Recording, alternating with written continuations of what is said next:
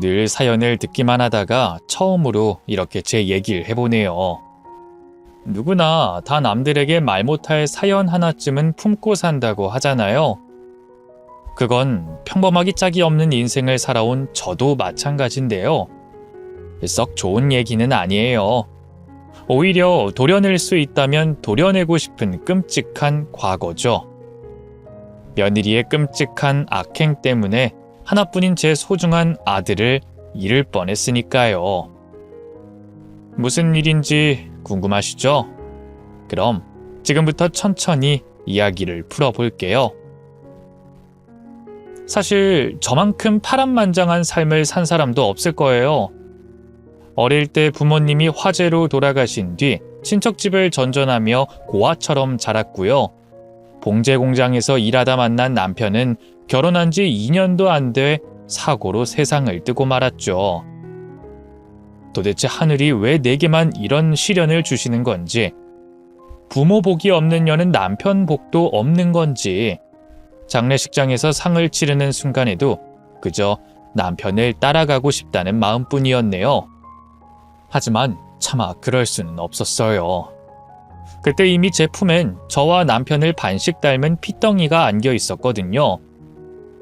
하나뿐인 제 아들마저 부모 없는 고아로 만들 순 없었어요. 여보, 하늘에서 지켜봐줘요. 내가 우리 상철이 당신 목까지 잘 키울 테니까. 남편의 영정사진 앞에서 그렇게 중얼거리는데 아무것도 모르는 아들이 마치 대답이라도 하듯 옹알이를 하며 제게 안기더군요. 품 안에 녹아드는 그 따뜻한 체온을 지키기 위해서라면 못할 게 없었죠. 그 뒤로 돈을 벌 수 있는 일이라면 뭐든 했던 것 같아요. 가방끈도 짧고 별다른 기술도 없는 제가 할 수 있는 일은 대부분 단순 노동이었어요. 한밭집 설거지, 남의 집 식모살이, 어시장 청소. 닥치는 대로 일하다 보니 몸은 성한 곳이 한 군데도 없었어요. 늘 만성신경통과 관절염에 시달렸죠. 그렇게 고생한 덕분일까요? 아들은 작은 말썽 한번 부리지 않고 잘 커졌어요. 공부도 곧잘해 서울에 있는 명문대학에 장학금을 받고 들어갔고요. 졸업하자마자 바로 누구나 이름을 들으면 알 만큼 커다란 회사에 한 번에 합격했죠. 보통 아들들은 무뚝뚝하고 엄마한테는 자기 속도 잘 안 털어놓는다고 하잖아요. 하지만 제 아들은 달랐어요. 서울에서 생활하는 동안에도 매일같이 전화해 그날 있었던 일을 미주알 고주알 늘어놨고요. 주말이면 고향으로 내려와 저를 데리고 여기저기 드라이브도 가고 맛있는 것도 사주곤 했죠. 딸만큼이나 살가운 아들이었답니다. 그런 아들이 달라지기 시작한 건 입사한 지 2년쯤 지났을 때였어요. 언젠가부터 전화가 뜸해지고 주말에도 잘 내려오지 않더군요. 어쩌다 통화를 하게 돼도 잘 지내고 있다는 말뿐 자세한 일상 얘긴 피하더라고요. 직감적으로 여자가 생겼구나 싶었답니다. 아니나 다를까 얼마 안 돼 아들이 먼저 여자친구가 있다고 털어놓더군요. 회사 앞 카페에서 오며 가며 얼굴을 익히던 여자와 좋은 관계로 발전했다고 하더라고요. 여기까진 어느 정도 예상했던 일이라 놀라진 않았는데 뒤이어 나온 아들의 말은 그만 입을 떡 벌리고 말았답니다. 조만간 인사시켜 드릴게요. 되도록이면 빨리 결혼하고 싶거든요. 결혼이라니 생각지도 못한 얘기에 얼마나 당황했는지 몰라요. 결혼? 만난 지 얼마나 됐다고? 아직 1년도 안 되긴 했는데 제 인생이 이보다 더 사랑할 수 있는 여자는 없을 것 같거든요. 놓치면 후회할 것 같아요. 아무리 그래도 너무 빠른 거 아니니? 진짜 괜찮은 여자라서 그래요. 엄마도 만나보면 분명 마음에 들 거예요.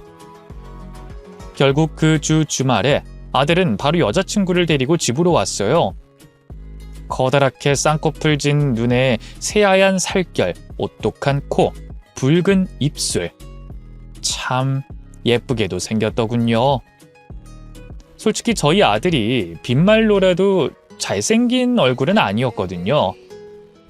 성장기 때도 계속 책상 앞에 앉아 공부만 한 탓인가 키도 좀 작고 어깨도 좁고 그렇게 남자다운 매력이 있는 편은 아니었죠. 이렇게 예쁜 아가씨가 대체 우리 아들 뭘 보고 좋다고 사귀는 건지 이해가 안 가더라고요. 그래서 아들 여자친구에게도 터놓고 물어봤는데요.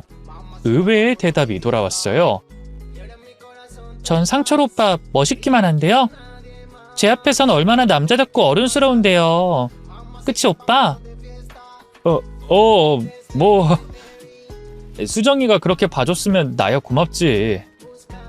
오빠가 누굴 닮아 이렇게 잘생겼나 했는데 어머님도 아주 미인이세요. 아들의 여자친구는 요즘 애들 같지 않게 처세가 참 남달랐어요. 잔망스럽게 애교도 곧잘 부리는 게 아주 아들이 꼼짝을 못하더군요. 그래, 우리 아들 이제 다 컸으니 연애도 하고 결혼도 할 때가 됐지 싶으면서도 한편으론 좀 서운하고 쓸쓸하더라고요. 마치 아들을 빼앗긴 것 같은 기분이 들어서요. 결혼도 가급적 천천히 했으면 싶었죠. 하지만 저는 이내 마음을 고쳐먹었어요. 저희 시어머니처럼 살고 싶진 않았거든요. 사실 남편 살아있을 때까지만 해도 제가 시어머니 시집살이 때문에 모진 고생을 했거든요. 시어머니가 동네에서도 성정이 드세기로 유명한 분이라 저를 어찌나 달달 볶았는지 매일 밤 베갯잎을 서러운 눈물로 흠뻑 적셨더랬죠. 남편이 죽은 뒤엔 너 때문에 우리 아들이 죽은 거라며 남편 잡아먹고 사는 년이라며 온갖 입에 담지도 못할 모욕을 주셨는데요. 그 때문에 남편 장례를 치른 뒤엔 자연스럽게 남보다도 못한 사이가 됐답니다. 어쨌든 그렇게 제가 모진 시집살이를 당한 덕분일까요? 둘이 좋다는데 결혼을 미루라는 둥 괜한 시어머니 짓은 하고 싶지 않더라고요. 제 하나뿐인 아들이 고른 여자인 만큼 저도 며느리로서 잘 해줘야겠다고 결심했죠. 그래, 성인인 너희 둘이 알아서 잘 살겠지. 사돈댁만 괜찮다고 하면 나도 너희 둘 결혼하는 거 찬성하마. 역시 우리 엄마. 결혼 허락해줘서 고마워요, 엄마. 내가 앞으로도 진짜 잘할게요. 저도요, 어머님. 감사합니다. 아들과 아들 여자친구는 뛸 듯이 기뻐했고요. 그렇게 그날의 자리는 즐겁게 마무리가 됐죠. 그런데 나중에 알고 보니 아들의 여자친구는 이혼 가정 출신이었어요. 안사돈과 바깥사돈이 성격 차이로 6년 전에 갈라섰고요. 아들 여자친구는 지금 제 엄마와 둘이 살고 있다고 하더군요. 아들은 그걸 상견례 직전에야 제게 알려줬어요. 일부러 숨긴 게 분명해서 좀 화가 나더군요. 그걸 이제야 말하면 어떡해? 죄송해요. 수정이가 혹시라도 엄마가 반대하면 어떡하냐고 최대한 늦게 말해달라고 해서. 아무리 그래도 그렇지. 그렇게 중요한 걸. 벌써부터 지 마누라 말이라면 껌뻑 죽는 아들도 서운했지만 이혼 가정이라는 걸 작정하고 숨긴 예비 며느리도 괘씸하더라고요. 아니, 괘씸하다기보단 뭐랄까 좀 쎄하다고 해야 할까요? 안 그래도 나이에 비해 화교술이 너무 좋아 찝찝했는데 뭔가 아들 말처럼 마냥 순수하고 착한 아이일 것 같진 않더군요. 너 정말 그 애랑 꼭 결혼해야겠어? 엄마는 느낌이 안 좋아. 그렇게 중요한 가정사를 속이고 거짓말한 것도 그렇고. 에이, 수정이가 거짓말한 건 아니죠. 그냥 엄마한테 미움받을까봐 무서워서 말을 안 한 것뿐인데요. 부모님 이혼하신 게 수정이 잘못도 아니고. 그것도 이해 못 해줘요. 그게 아니라. 뭐야? 우리 엄마는 안 그럴 줄 알았는데 슬슬 시집살이 시동 거는 거예요? 좀 실망인데? 아들의 농담 반 진담 반이 섞인 말에 아차 싶더라고요. 제가 너무 예비 며느리를 나쁘게만 보는 건가 싶더군요. 아니야. 시집살이는 무슨. 그냥 괜한 노파심 때문에 그래. 엄마 걱정 많은 거 알잖아. 알죠. 근데 저 지금까지 엄마 실망시켜드린 적 없잖아요. 이번에도 믿어주세요. 아들이 그렇게까지 말하니 뭐라고 더 입을 열 수가 없더라고요. 그래, 네가 어련히 알아서 잘 골랐을까. 더는 아무 말 안 할게. 결혼해서 잘 살아야 돼. 알았지? 당연하죠. 믿어줘서 고마워요, 엄마. 나 잘 살게요. 결혼하고도 엄마 외롭지 않게 자주 찾아뵐 거고요. 그래. 그렇게 아들은 처음 사귄 여자친구와 정식으로 식을 올렸고요. 아들과 며느리 둘 다 회사가 서울에 있어 자연스럽게 신혼집도 서울에 얻게 됐죠. 아들은 내심 저도 서울로 올라오길 바라는 눈치였지만 그쯤에 제가 고향에 음식점을 하나 막 낸 차였거든요. 젊은 시절 고생하며 모은 돈으로 차린 가게였던 만큼 포기하고 싶지가 않더라고요. 또 아무래도 며느리 역시 저와 떨어져 지내는 게 더 편할 거고 말이죠. 며느리가 내색은 안 해도 홀 시어머니라는 존재가 얼마나 불편하겠어요. 그래서 지금처럼 계속 고향에서 지내겠다고 했고요. 아들도 제 뜻을 존중해줬네요. 아들 내외는 결혼 후 곧잘 고향으로 내려와 저를 보고 갔어요. 둘 다 일하는 사람들이니 굳이 힘들게 오지 말라 해도 한 달에 한 번은 꼭 얼굴 도장을 찍었죠. 껄끄럽게 여겼던 게 미안할 정도로 며느리는 제게 참 잘했어요. 시킨 적 없는 안부 전화도 꼬박꼬박 했고요. 제 생일이나 명절 때면 값비싼 화장품이나 고운 옷을 선물하기도 했죠. 아유, 이렇게 비싼 걸 다. 앞으로는 이렇게 안 챙겨도 괜찮아. 아이 태어나면 돈 들어갈 일이 태산인데 미리 아껴야지. 괜찮아요. 그이도 일하고 저도 일하는걸요. 원래라면 저희가 어머님 모셔야 하는데 직장 때문에 그러지 못하고 있잖아요. 그게 죄송해서 그래요. 죄송하긴 뭐가 죄송해. 가게 때문에 내가 서울 못 올라간다고 한 건데. 그래도요. 어쨌든 이렇게 시간 될 때마다 자주 찾아뵐게요. 그러니까 너무 외로워 마세요. 아셨죠? 얼굴만큼이나 하는 말이나 행동도 얼마나 예쁜지 새 식구를 잘 들였다는 생각에 절로 웃음이 나더라고요. 제 친구들도 요즘 같은 시대에 그런 며느리 없다며 부러워했고 말이죠. 그런데 행복은 길지 않았어요. 결혼한 지 반년쯤 지나면서부터 아들 내외의 방문이 점차 뜸해지기 시작했습니다. 주말에도 일이 바쁘다는 핑계로 내려오지 않더니만 나중엔 명절이나 어버이날에도 돈만 보내고 말더라고요. 너무 서운했죠. 자식들이 결혼 후엔 부모도 나 몰라라 한다는 말을 듣긴 했지만 설마 아들 내외도 그럴 줄은 몰랐거든요. 특히 아들에 대한 실망이 컸죠. 언젠가부터 아들은 제게 전화도 잘 하지 않았어요. 결혼 전엔 매일같이 전화해서 시답잖은 일까지 수다를 떨더니만 이젠 제가 먼저 전화나 문자를 해야 간신히 답이 돌아오는 수준이었죠. 결국 혼자 속을 끓이다 요즘 일이 그렇게 바쁘냐고 아들에게 넌지시 돌려서 얘기를 꺼내봤는데요. 돌아온 대답은 뜻밖이었습니다. 죄송해요, 엄마.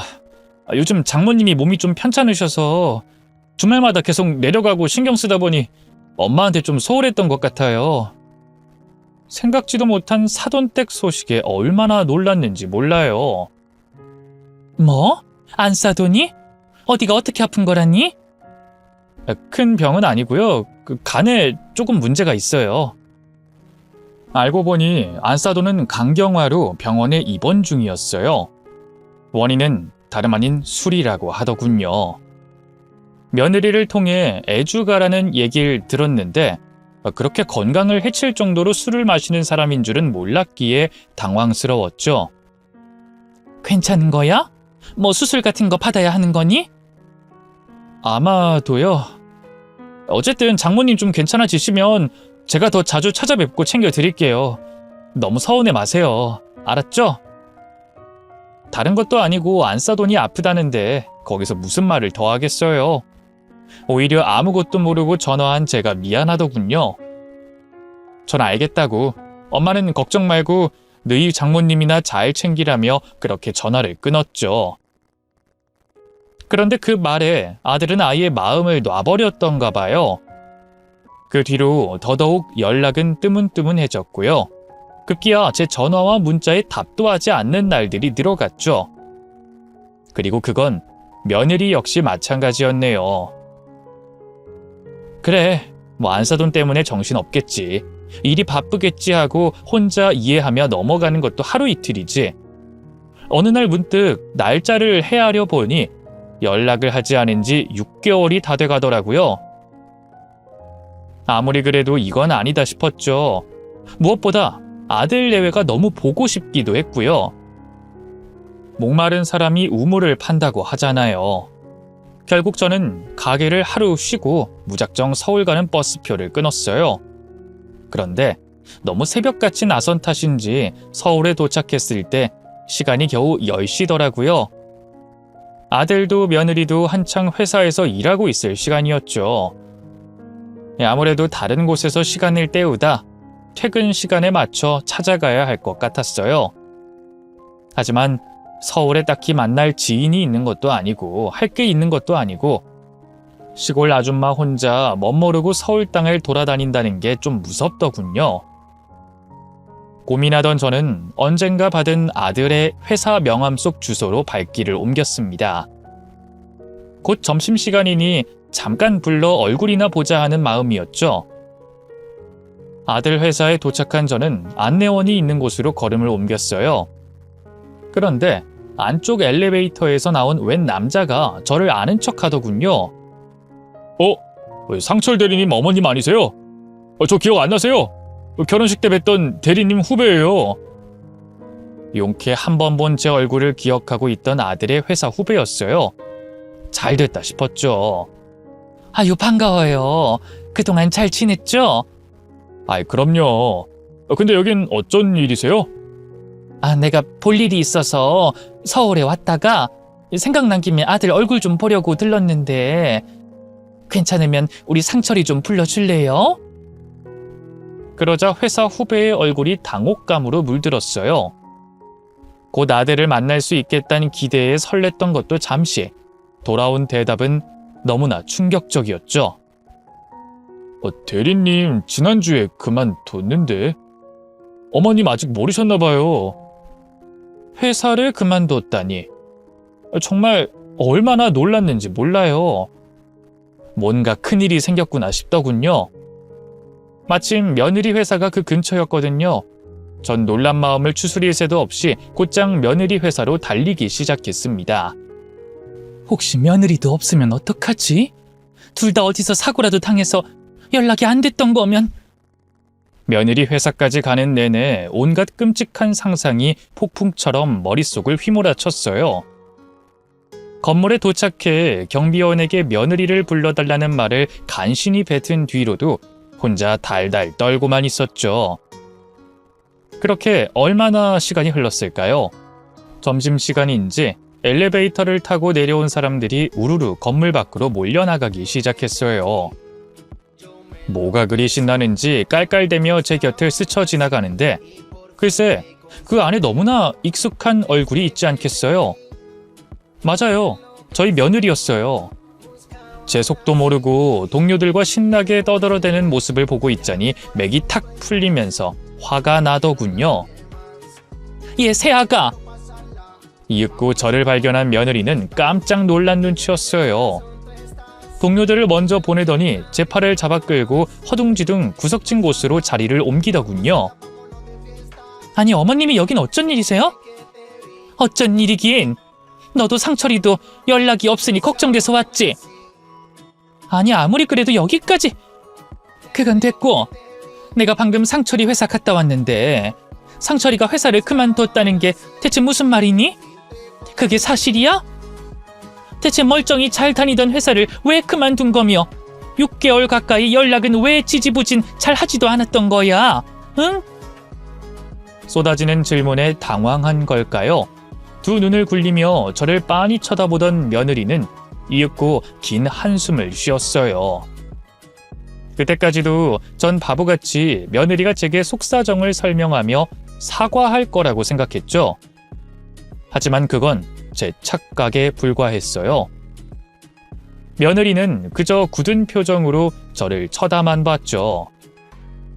얘, 왜 대답 안 하니? 응? 무슨 말이라도 좀 해봐. 제가 한 번 더 며느리에게 대답을 재촉했을 때였어요. 늘 제 앞에서 생글생글 웃던 며느리가 일순 인상을 확 쓰더니만 곧 충격적인 말을 하더군요. 아, 진짜 더럽게 말 많네. 아줌마, 당신 아들 일을 왜 나한테 물어? 그렇게 궁금하면 그 잘난 아들한테 직접 찾아가서 물어보면 되잖아. 내가 뭐 아줌마랑 그 인간 연결해주는 오작교라도 돼? 처음엔 제 귀를 의심했던 것 같아요. 하지만 며느리는 아랑곳하지 않고 계속해서 막말을 쏟아내기 시작했습니다. 당신 아들이 회사를 그만뒀든 연락이 없든 그게 나랑 무슨 상관인데, 어? 둘이서 알아서 얘기하면 될 일이지 왜 이 꼴로 우리 회사까지 찾아와서 날 창피하게 만드냐고. 급기야 며느리는 손을 들어 툭툭 제 어깨를 쳤어요. 그제야 전 눈을 깔고 제 옷차림을 살펴봤죠. 평소 일할 때 입던 편한 티셔츠에 낡은 치마. 며느리가 창피하다고 느낄 수도 있었겠다 싶었지만 아무리 그래도 이건 아니다 싶더라고요. 갑자기 회사까지 찾아온 건 미안하구나. 방금 상철이 회사에 갔더니 상철이가 회사를 그만뒀다고 하길래 너무 놀라서. 아, 됐고요. 그 인간 지금 몸 아프단 핑계로 회사도 그만두고 집에서 팽팽 놀고 있으니까 원하면 가보시고요. 다신 이렇게 회사까지 찾아오지 마세요. 좋은 말로 할 때.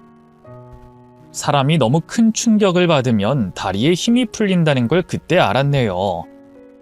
전 그대로 고꾸라지다시피 바닥에 털썩 주저앉았어요.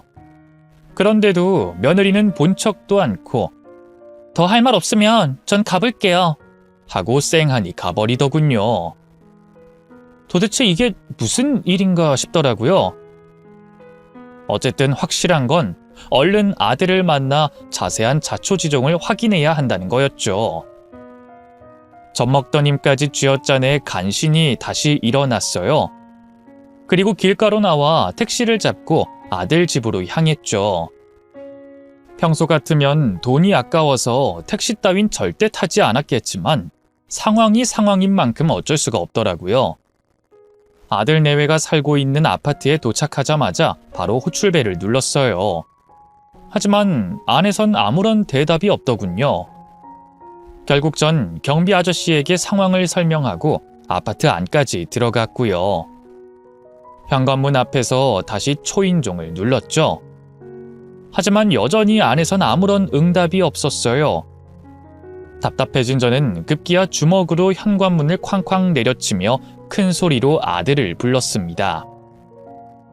그러자 갑자기 현관문이 벌컥 열리면서 그토록 찾아 헤매던 아들이 모습을 드러냈습니다.